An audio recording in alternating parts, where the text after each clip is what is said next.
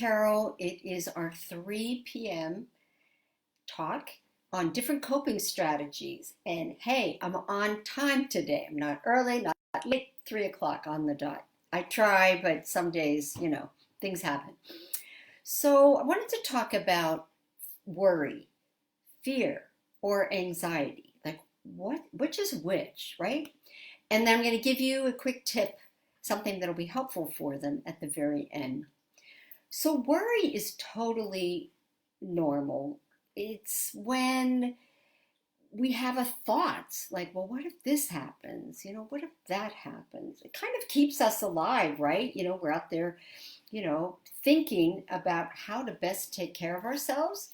And the issue is that these days, taking care of ourselves is a major job. So worry is thoughts that something's not going to go well. And that's usually how things start out, right? It's like, I don't know. It looks like it's going to snow. Maybe I don't have the best snow tires. What if the roads are slippery? Our brains go that way.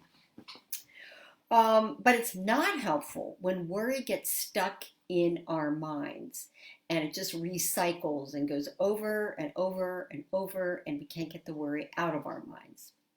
So worry then, that is chronic, can become anxiety. Now the difference with anxiety is when not only do you have the thought, but you have a physiological response. So your heart rate speeds up, or your palms feel sweaty. Your face may flush a little bit, and definitely what happens is your breath becomes more shallow, or you hyperventilate is the actual word. So anxiety, you're now getting a physiological response, right? And that can be very difficult. Some people have a low tolerance for that kind of anxiety. We also become less rational. Hi, Kara.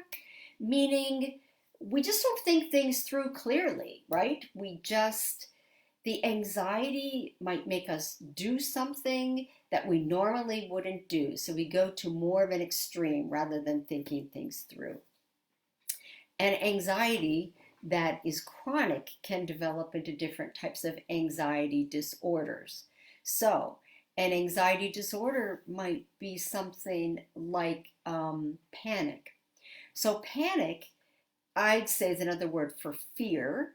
And fear is when something actually happens, right? So it's a true emergency. That's fear. A true emergency, it's happening right now. So let's say this happened to me the other day. I'm driving down the street. This little boy on his bicycle pulls in front of me, not even thinking. I slam on the brakes. Well, now I am in a full-blown state of fear because I was afraid that I was going to hit him. So worry is what we all do. Then chronic worry becomes anxiety. And then fear can become this true emergency response. So when you have anxiety for a long time, just to clarify, you can have fear or panic come up for no reason at all. So let's say somebody's worried about the reading in the news about the pandemic. They're a little worried about going to the grocery store. Then they're anxious. They start, hyperventilating as they pull in the parking lot. They walk into the produce section and they feel like they're going to pass out or faint. So you can see how worry can really escalate. So, there are many different ways that we approach this. When I talk to people, we process, is that a worry? Is that anxiety? Is that a fear? Where is this coming from? Because anxiety can be very crippling. It can be so intense that someone might decide that they're afraid to leave their house, or they're afraid to go see their friends, or they're afraid to go into a new situation. So now fast forward a minute to what's going on in the world. If you have worry right now, totally normal. If you didn't have worry, that would be unusual. If you have anxiety, totally normal. And if you have fear at times, that can be normal too. So when we say this is the new normal is the situation of increased worry, increased fear, increased anxiety, and people not being sure how to deal with it. I did earlier this week give you some strategies on diaphragmatic breathing, deep breathing techniques. Next week, we're going to talk a bit more about mindfulness. So there are many things that you can do, but you want to get a handle on the worry before it gets out of hand. So a colleague of mine, a psychologist and clinical social worker in California, San Diego, Danielle Daniels, just finished her dissertation and studied post-traumatic stress and holistic ways that post-traumatic stress can be handled. So one of the essential parts of her research was looking at an essential oil called Bergamot or Bergamot. I find this to be extremely helpful. One of the things that I do if I find myself feeling worried, or even I'm in a session with someone when we were doing face-to-face, is I could put it on my wrist and smell it, or I could put a touch on my chest, or I could diffuse it. You can't really see it so well. Nope, it won't reach. But right now I've got a diffuser here with that oil in it, right? So you find what will calm you, what will relax you. It's, we'll go through a whole list of them very soon.